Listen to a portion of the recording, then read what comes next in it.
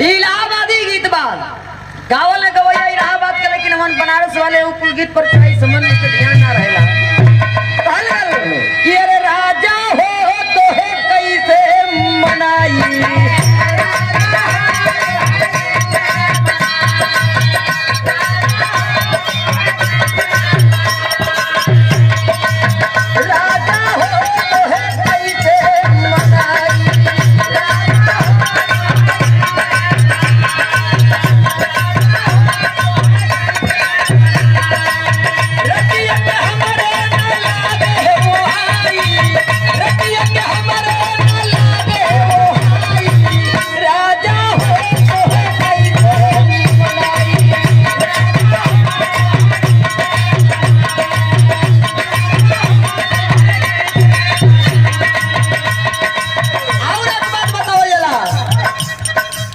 बीतल बचपनवा हो आई गई जवानी, बीतल बचपनवा हो आई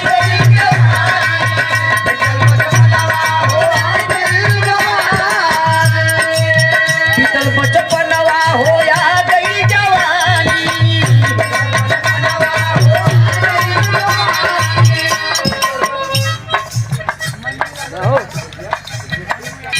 बीतल बचपनवा हो आई गई जवानी।